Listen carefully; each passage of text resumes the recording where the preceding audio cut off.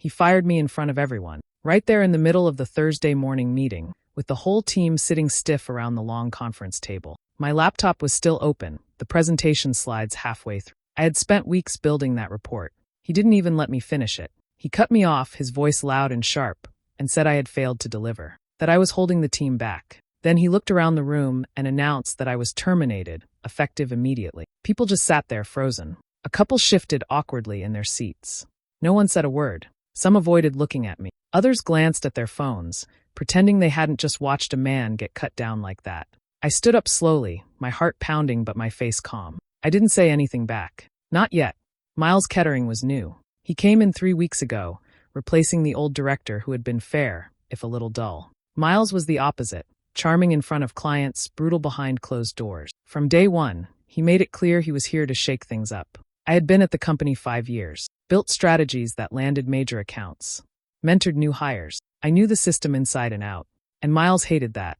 He started small, questioning my numbers in meetings, canceling one-on-ones, rerouting client communication through himself. Then he began showing up with ideas that were oddly similar to mine, just dressed in a new suit and words. He pushed me to the side, piece by piece, until finally, he did what he probably planned from the beginning. What he didn't realize, though, was that I had built the entire Friday presentation. The one he was counting on to land a $12 million client. The one that held all the custom research, market insights, data tools, and prototype walkthrough. The files were all there, sure. But the software?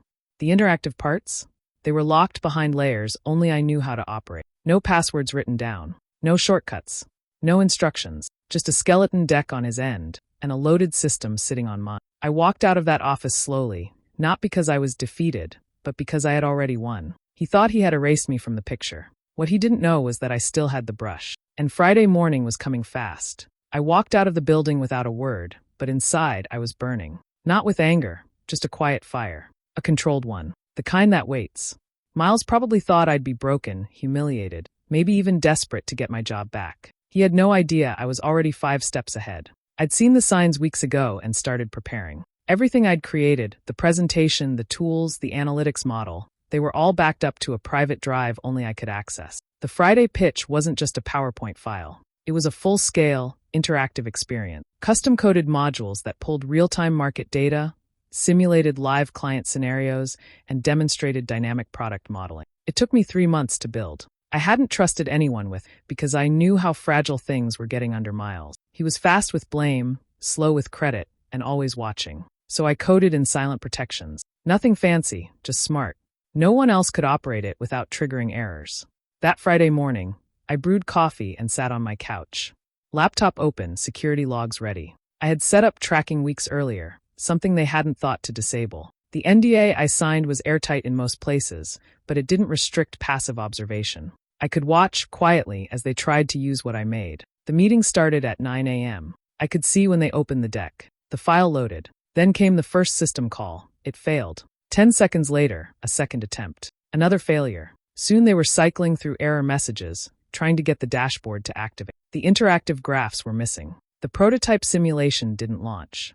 All the visuals were static, broken. The longer they clicked, the worse it got. By 9:07, I saw a new IP login, the client's remote system. They were watching the whole thing fall apart live. No one had called me to hand it off. Miles thought he could run the pitch without me. Thought my part was plug and play. He didn't understand that I hadn't built a product, I'd built a system, and he had no clue how to use it. I imagined him standing at the head of the table, sweating under pressure, trying to talk his way through dead slides and non-functioning visual. The client was no fool. They were old school, serious about numbers, allergic to excuses. If anything breaks, they walk. It was one of their core values. At 9:14 a.m., I saw the log close. The client had disconnected. I waited. Maybe a minute. Maybe 2. Then my phone started ringing. I let it ring twice before answering. Hello. The voice on the other end wasn't Miles. It was the client's lead partner. Calm, direct. He asked if I had a moment to talk. Said there had been a technical issue during the presentation. He didn't sound angry, just disappointed, like someone who'd just seen behind the curtain and found nothing there. I told him I had time. He said he'd prefer to speak in person. Quiet place. No assistants. Just me and him. I said, name the time and place. He replied, lunch. Tomorrow. Lincoln Tavern. 1 p.m. I closed the call, leaned back, and took a slow breath. It had begun. I could have ignored the call. Let it ring, send it to voicemail, pretend I was out. But I didn't. I picked up, kept my voice even, gave nothing away. The client didn't waste time. He asked straight out if I could explain what went wrong during the presentation and whether I was open to discussing it further in person. No middlemen, just me and him. We met the next day at a small restaurant tucked into a quiet corner of the West Loop. Lincoln Tavern, low lights, quiet booths, the kind of place where people talked business without being overheard. He was already seated when I arrived, no food, just a glass of water in front of him. He motioned for me to sit, and the conversation began the moment I did. He didn't ease into it. Tell me exactly what happened. That was it. So I did. I told him how I'd developed the platform, how it was more than a deck, how it relied on custom tools that couldn't run without my system. I walked him through the chain of decisions, each roadblock Miles threw in my path, how I'd been cut out of meetings, stripped of credit, and finally fired in front of my team. I kept my tone factual, not bitter, just honest. As I spoke, I watched the shift in his face. First confusion, then realization, then something sharper. When I finished, he sat back in silence for a few seconds before speaking again. He told me what he'd learned on his end. Miles hadn't just failed the pitch. He had restructured the entire offer, stripped down the product, renamed features, and framed key elements as expensive upgrades. He inflated prices while reducing actual value, then claimed I had reviewed and approved the changes. The deception was so obvious in hindsight, he said, it insulted their intelligence. Then he leaned forward and asked one final question. If we moved forward with this project, but independently, could you rebuild it? Not from scratch, just right this time. I met his eyes. Yes, I said. He gave a short nod. Then you'll be hearing from us soon. Officially. We didn't shake hands. Didn't need to. Something passed between us, understood but unspoken. I left the restaurant with no sense of revenge, no weight on my shoulders, only purpose. Everything had changed over one lunch. The foundation Miles had tried to rip out from under me was now being rebuilt, not in secret, but with full visibility, and this time on my terms. After the lunch, things moved fast. I wasn't about to let what happened slide. It wasn't just about me anymore. It was about every rule Miles had broken, every lie he told to cover his tracks. I contacted a legal firm I'd quietly kept on retainer for years, an old habit from watching too many good people get crushed by corporate gain. They specialized in workplace retaliation and whistleblower protection. Within a day, we filed the formal complaint. I had everything ready: emails, Slack conversations, access records. I didn't need to guess or speculate. The proof was there, plain and hard. Messages where Miles claimed my strategies as his own, private threads where he mocked clients and employees alike, and system logs showing he accessed and modified my work without permission. I even had timestamps showing when certain files were altered, right before meetings where he pitched his ideas. The legal team submitted it directly to corporate HR and the executive board. They couldn't ignore it. Not with the client already asking questions, and the Friday pitch blowing up in their face. Less than 48 hours after my complaint hit their inboxes, HR opened an internal investigation. Miles panicked. That same afternoon, he called an emergency meeting with the team. No agenda, no explanation. Just a sudden calendar block labeled urgent alignment. I wasn't there, of course. But one of my former colleagues was. Someone I trusted, someone who still believed in doing the right thing. They recorded the entire meeting and sent it to me that night with a single message. You'll want to hear this. The audio began with silence, then chairs shifting, people settling in. Then Miles speaking, fast and jittery, very unlike the smooth, smug tone he usually carried. He tried to sound confident, said everything was under control, just a misunderstanding. But as he kept talking, the cracks started showing. He admitted he had adjusted the project scope without approval, claimed I'd been difficult and uncooperative, and that my firing was necessary to protect the project. Then, without realizing how badly he was incriminating himself, he went further. He said it was better to apologize later than ask permission, and that clients don't need to know everything. A few people questioned him. Why hadn't he involved the rest of the team in the changes? Why wasn't anyone told I was removed from the project? He deflected, said the team was too emotionally attached and not aligned with the new vision. Then came the worst part. He laughed. Actually laughed. Look, it's not like he's coming back. He's gone. And I made sure he's not coming back. I paused the recording and let that line hang in the air. What Miles didn't know was that I was already coming back, but not through the front door. Not as an employee. I had legal power, client backing, and now a recorded confession of corporate misconduct. What he'd just done was dig his own grave. And I wasn't even finished yet. I listened to the recording twice, just to be sure I'd heard everything right. Miles wasn't just panicking, he was unraveling. The smooth-talking director who'd fired me in front of my team had exposed himself without even realizing it. In less than 20 minutes of audio, he managed to confess to enough misconduct to sink his entire career. At one point, he casually admitted to faking data in quarterly reports. He said he tweaked numbers to make projections look stronger and rounded down risk metrics so clients wouldn't get nervous. He laughed as he explained how easy it was to manipulate the dashboards before leadership review. His tone was cocky, like he thought he was untouchable. But that wasn't the worst of it. He referred to me, and 2 others who'd left recently, as dead weight. He said the company was better off without us, claimed he had cleaned house, and now had a team that followed orders without questioning his method. He didn't just own the sabotage, he wore it like a badge. It was all the confirmation I needed. I sent the file to my attorney first. Within the hour, it was forwarded to HR, the executive board, and most importantly, the client. I didn't add commentary. I didn't try to explain. The words spoke for themselves. By noon the next day, the fallout had started. The client terminated all contracts with our firm, effective immediately. No notice, no negotiation. Just a formal email with a statement that cited breach of trust and professional misconduct. They copied the board and legal team on it, making sure there was no room for interpretation. The damage was public and permanent. Inside the company, the panic was instant. I wasn't there to see it, but I heard from more than one former colleague that everything went into lockdown. HR was scrambling. Leadership held an emergency town hall to address recent development. But it was too late. The client had been their biggest account, the backbone of the upcoming quarter. Losing them wasn't just bad, it was catastrophic. Miles didn't show up to the town hall. Rumors flew fast. Some said he'd been suspended. Others said he was placed on immediate leave pending investigation. Either way, his silence said more than any announcement could. He was done. Still, I didn't feel finished. That recording was just one piece. One strike. I knew from experience that people like Miles didn't go down quietly. He'd try to twist the story, protect what little power he had left. But I had more. Documentation, timelines, and now a full-blown client-backed scandal. I wasn't after revenge. I was after the truth. And once it was all out, I wanted my name clear, my work recognized, and every single lie pinned exactly where it belonged. I was just getting started.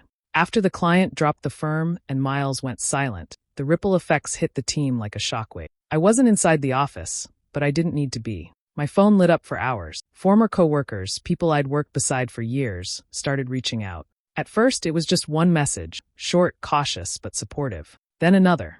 Then 5 more. Within 2 days, my inbox was full. They weren't angry at me. They were angry at what had been done to all of us.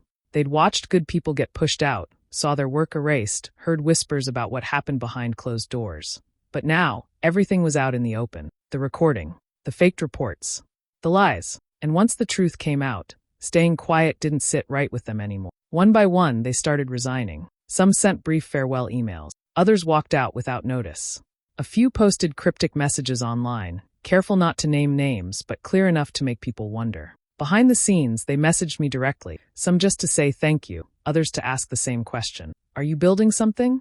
Because I was. The client who dropped the firm wasn't done with the project. They were just done with Miles and the company he had poisoned. They reached out and asked me directly if I'd be willing to take over, not as a consultant this time, but as a lead. Independent, full control. They had a budget, a vision, and full trust in my ability to deliver. I said yes. The timing couldn't have been better. The team was already scattering. They needed direction, a reason to believe again. And I needed people I could trust, people who'd been in the trenches, who understood the work and the culture we were trying to rebuild. I started making calls. Quietly, carefully. I didn't poach. I invited. The responses were fast and simple. I'm in. Say the word. Where do we start? By the end of the week, I had the beginnings of a team. Not a company yet, just a name, a plan, and a few trusted hands. We met in coffee shops, shared files over encrypted drives, and mapped out the new structure on paper napkins and whiteboard. There was no office yet, no branding, no HR. Just the work. And the freedom to do it right this time. This was never about revenge. Not really. I wasn't trying to destroy anything. I was trying to build something honest, something strong, something that couldn't be stolen. The firm had tried to erase me. Miles had tried to silence me. Instead, they gave me something better. A reason to start over, with the right people, on our own terms. We didn't start in some gleaming office tower or fancy high-rise. We started in a quiet corner of a co-working space, a few floors above a sandwich shop, where the coffee was always lukewarm and the internet glitched if too many people streamed videos at once. But none of that mattered. What mattered was who was sitting at the table. Some of them I had worked with for years, loyal, sharp, and just as tired of being silenced as I was. Others were new, referred by friends, or drawn by the story that had started circulating through back channel. Each person brought something specific: design, code, data, strategy, and all of them shared the same thing: hunger. Not desperation. Drive. The desire to do things better, without the noise. We didn't waste time on titles. We didn't hold endless meetings. We made decisions quickly, worked late, ordered food in, and slept little. The name of the firm came one night at 2 a.m., scribbled on the back of a receipt. It wasn't flashy. We didn't need it to be. We weren't selling image. We were selling substance. The platform we rebuilt wasn't just a replica of it was an evolution. Cleaner code, smarter interfaces, real-time dashboards that actually made sense. We stripped out every shortcut the firm had forced us to take and rebuilt it with clarity. There were no outside voices telling us to rush, no politics shaping the product, just us building what we believed in. 3 weeks in, the client signed on the dotted line. They didn't hesitate. No committee, no drawn-out negotiation, just a clear message: we trust you. The deal came with funding, full creative control, and a timeline that gave us room to breathe. We didn't celebrate with champagne. We ordered tacos and got back to work. We had deadlines to meet, and we weren't about to stumble out of the gate. But the real moment, the one that made every late night worth it, came unexpectedly. We had just finished final QA testing when someone sent me a photo from Times Square. There it was, stretched across a glowing digital billboard, our platform's teaser launch. Not a flashy ad, just a bold logo, a clean message, and the date: coming soon. Miles saw it. I know because I got a screenshot of his reaction. He posted something vague online about watching amateurs burn through investor money. But it was too late. Everyone in the industry already knew what had happened. The client had moved on. We had risen. And the firm he'd tried to control was losing more than accounts. They were losing relevance. We didn't clap ourselves on the back. We didn't need to. We kept building, knowing that success wasn't about showing off. It was about staying the course, staying quiet, and letting the work speak louder than any rumor and from that small co-working table, we spoke louder than we ever had before. It didn't take long for the fallout to go public. The news of Miles' misconduct hit the press within a week. An investigative blog ran the story first, backed by leaked documents, quotes from insiders, and confirmation from the client that had walked away. From there, it spread fast. By the end of the day, 2 more clients had terminated their contract. The firm's name trended, for all the wrong reasons. The stock dropped almost instantly. Not a dip, a freefall. Investors panicked, shareholders demanded answers, and internal leadership scrambled to contain the damage. Their first move? Distance. They released a cold statement blaming isolated actions by a member of management, claiming the situation had been addressed and did not reflect the company's value. But the damage had already dug in too deep. More whistleblowers stepped forward. People who had stayed quiet for months, even years, now had reason to speak. HR reports, overlooked complaints, quietly buried investigations. All of it began to surface. The firm's image wasn't just cracked. It was crumbling in full view. For the people still working there, it was chaos. Some held out, hoping for stability. Others started looking for the exit. Through it all, I watched from a distance. No gloating, no satisfaction, just a strange stillness. The man who once fired me in front of a full room was now in every headline, his name attached to scandal, manipulation, and failure. He had built his career on charm and power play. Now both had vanished. But then came the tip. An anonymous message landed in my inbox, brief, untraceable, written in plain language. It said Miles wasn't finished. He'd been quietly reaching out to media contacts, pushing a counter-narrative. He was blaming internal sabotage, painting himself as a scapegoat. The twist? He claimed I had set him up. According to the tip, he was preparing to leak manipulated documents and emails, ones that would shift the blame to me. Fabricated files that showed I had blocked his access to critical systems, misrepresented data, and triggered the client's departure on purpose. It didn't surprise me. Desperation makes people reckless. And Miles was desperate. He had nothing left but noise, and he was about to make it loud. I wasn't worried. I had every original file, every log, every timestamp. I had the truth, backed by witnesses and verifiable record. Still, I couldn't afford to let my guard down. Not now.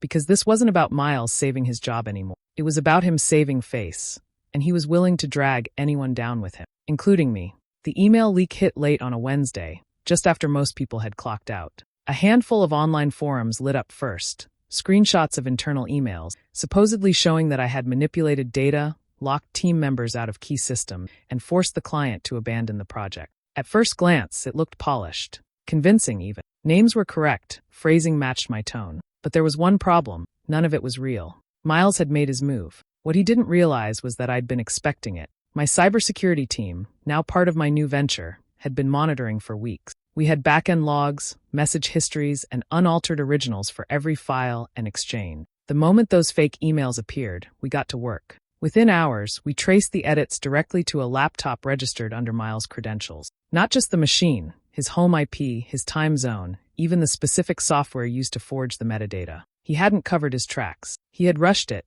thinking the shock value would be enough to trigger doubt. He was wrong. We compiled a full report, screenshots, file hashes, digital footprints, and sent it straight to law enforcement, the company's legal department, and several of the firm's major stakeholders. Alongside it, we issued a short public statement. No drama, no accusations, just facts. Timestamps. Forensics. Truth. The fallout was immediate. The firm had no choice. Miles was terminated, this time permanently. No soft exit, no PR statement. Blacklisted from every major consultancy in the region. Industry groups revoked his memberships. Several clients publicly cut ties with anyone associated with his past project. He wasn't just out of work, he was radioactive. The story died down quickly after that. People had seen enough. The public didn't care to hear more lies from a man already buried under proof. Miles had tried to destroy everything on his way down, and instead, he burned only himself. But for me, it wasn't over yet. There was still one thing I had to do. Something that had been waiting since the morning I was fired in front of my team. Something that wasn't about revenge or justice or proving anyone wrong. I had to walk back into that office, not to reclaim a desk or ask for an apology, just to look around once as the man I am now, the one they tried to erase. The firm was collapsing piece by piece. Clients gone, leadership stripped, staff scattering. In the middle of that chaos, the client who had started it all, the one who believed in me, requested that I return. Not as an employee, but as a consultant. My role was simple: help manage the shutdown, transfer the remaining assets, and ensure no one else got hurt in the fallout. I agreed. Walking into that building again didn't feel like triumph. It felt like closure. Everything looked smaller, quieter. The buzz that once filled those halls was gone. The moment I stepped into the meeting room where I'd been fired, conversations stopped. Heads turned. People stiffened, unsure what to say. I said nothing. No smirk. No speech. Just calm instructions on how to proceed. Which files to archive. Who to notify. What systems to disable. Miles wasn't there, of course. He was already a headline most people wanted to forget. The others kept their eyes down, avoiding mine. I stayed exactly 12 minutes. Then I left, just as quietly as I'd come in. There were no cheers, no victory lap. That was never the point. Revenge isn't always about shouting from rooftops or making sure everyone sees you. Sometimes, it's about standing at the table you were once removed from, knowing you're the last one still standing. And this time, there was no one across from me. Do you think I did the right thing by walking back into that office one last time? Or should I have just left it all behind for good? Let me know your thoughts in the comments. I'd love to hear them. And don't forget to subscribe for more stories like this.